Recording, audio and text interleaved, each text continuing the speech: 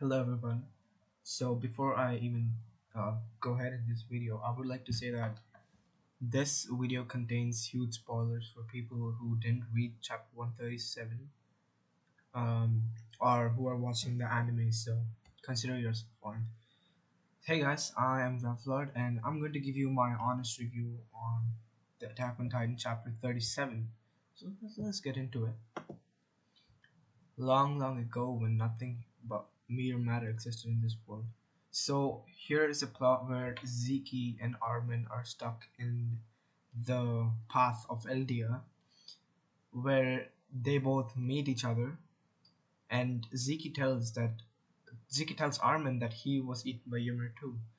Now here comes a plot where Zeke tries to explain Armin where and why Titans came from.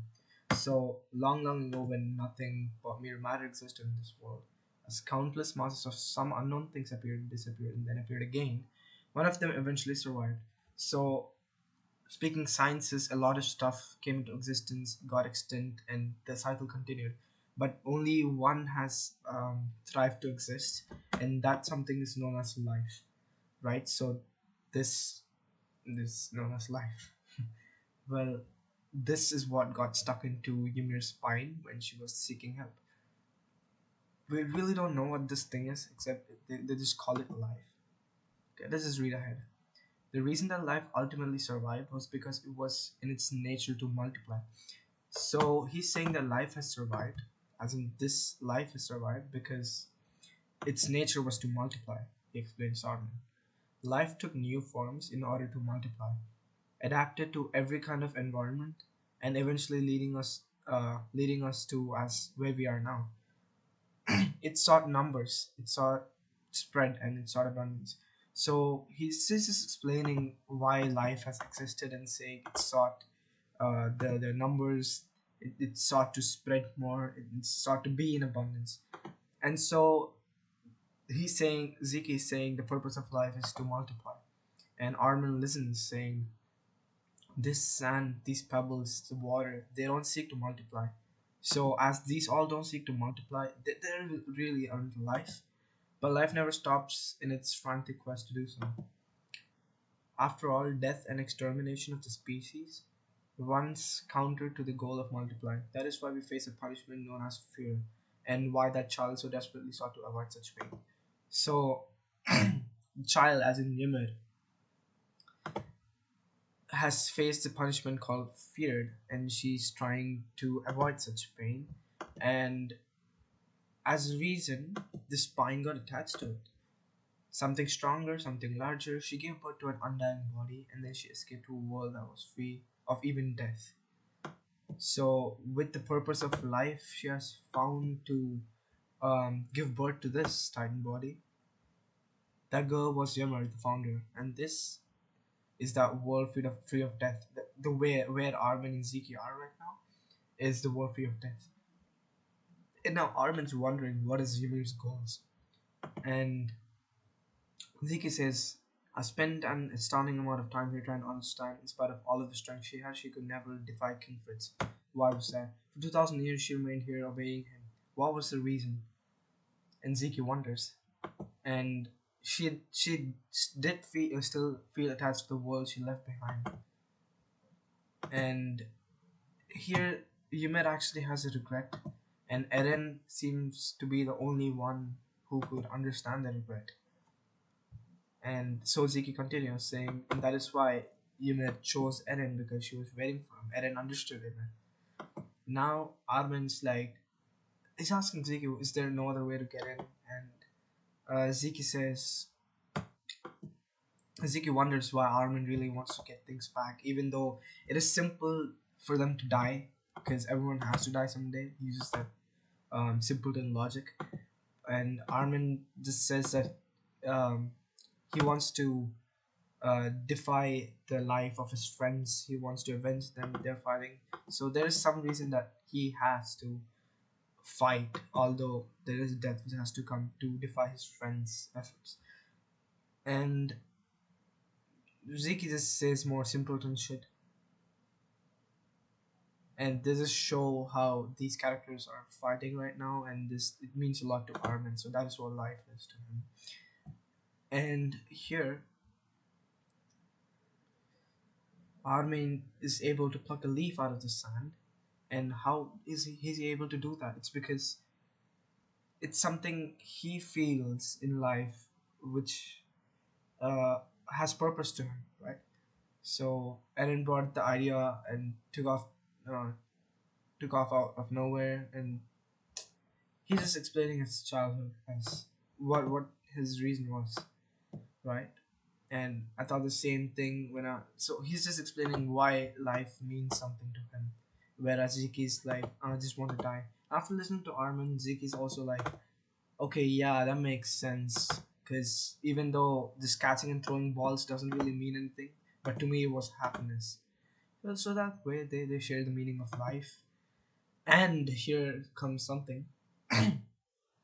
When they both come into realization that life is something, has some purpose rather than just dying, all of these characters, as you can see, Marcel, Parko, Grisha, Ymir, and the professor, the former Beast Titan, all of them just start to appear, and these people try to seek help from them. Okay, and now Eren is on his devastation, the rumbling, and Peak loses her left hand, and John saves her, tries to return her back to Reiner, and Reiner's stabbed, and John just keeps going here and there, and then this Bartotos Titan, and in this Okapi like looking creature, arm and stuck, and what happens is Ani is like in danger right now. She is losing all the Titans. Caught her. This dude is eating her ass. So well, now Berthold couldn't stand him eating her. Just kidding. Because Armin and Ziki seeked help from the former Titans, it's because they realize what purpose of life is. But Toto actually helps. Like, look at this arm. He helps Annie, right? He helps Annie, and Annie gets saved. And all the other Titans, Marcel, Porco, all of these people, Yumuru. No, what's it? You can't call two characters Ymir. Okay, let's call that Ymir the founder Ymir, and this one the weird Ymir. So the weird Ymir, Marcel, Porco, Grisha, all of these people, as they are helping Ziki and Armin because they seek help, are now helping them. So does this remind you of something? Avengers Endgame? Yeah, similar to that. And see, did he just save us, Bortol? I don't know, but and now Mikasa has a chance to cut open that Okapi and retrieve Armin, but this thing's this cheeky bastard, so it just runs. And Gabi shoots the Okapi on Falco's flying jaw titan, and Mikasa gets a chance to cut it and retrieve Armin back, and she does so. Armin's back now.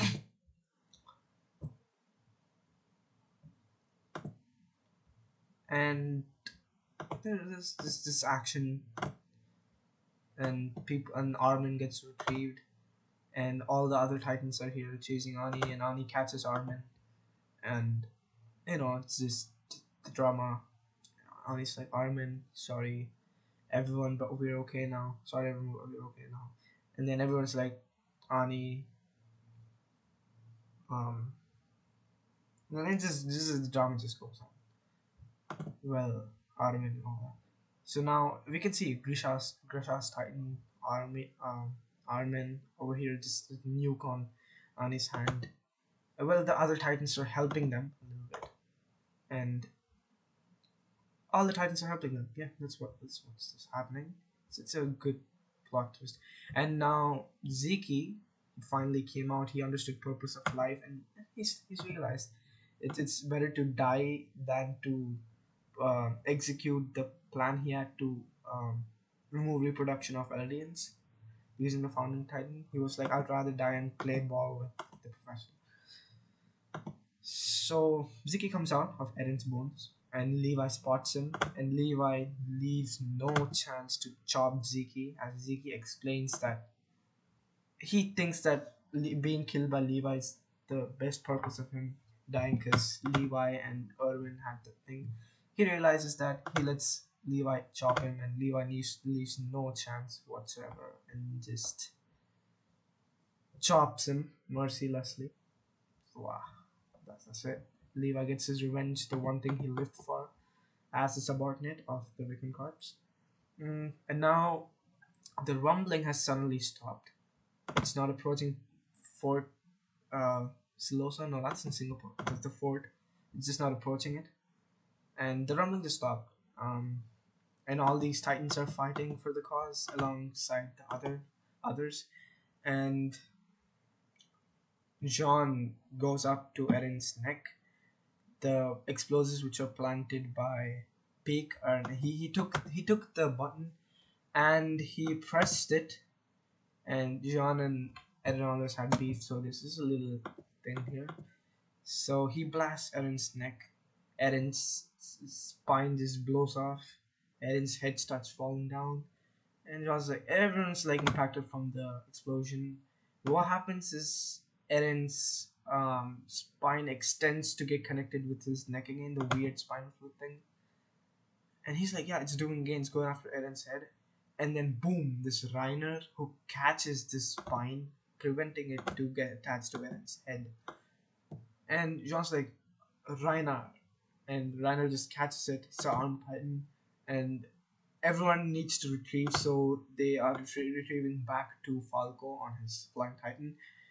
So now that Reiner has caught the spine to and preventing it to get attached to Eren, Armin's back now, so he can blow up, turning into Colossal Titan, causing a huge explosion, uh, basically exploding all the bones and then it'll just prevent Eren from getting attached. I think Eren loses here. But wait, Reiner, the Iron Titan must be able to withstand the Colossal Titan's explosion. And the Peak explains, and there's no better chance than this to stop Eren, right? So it's worth Reiner's sacrifice either ways, even if he dies or does not. So he's prepared for the consequences, and this goes on. This goes on, and you see here, everyone's just retrieved on um, Falco's Titan. They start flying away, right? And then he does thank all their friends who came alive, helping them do this, and this without all your strength it wouldn't have been possible. And then the last page of chapter 137, and Mikasa and Armin, Eren's two best friends, just look at what's going on. Mikasa, and then Armin's like goodbye, turns into the Colossal Titan with a huge new explosion and just blows the whole thing away. Well, now they say goodbye Eren, so that means Eren is dead, or is he? We don't know. We just have to wait until chapter 138. People say Eren is defeated, but we can't say for sure.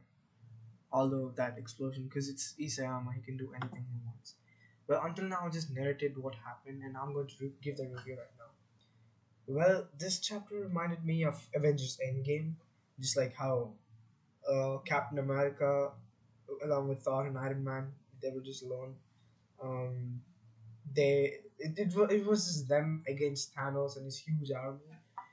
So out of nowhere, Doctor Strange brings out all the rest of the whole pro- pro- uh, protagonist forces, all the Avengers, everything. This is kind of similar. I would not say the same because I'm a huge Erotic fan too, so I can't really uh, offend. But yeah, it's kind of the similar thing. All the Titans come and help, and in the end, Eren's defeated, just like how Thanos was defeated. But we don't know what's gonna happen next, so we just have to stay tuned for chapter 138. Thank you.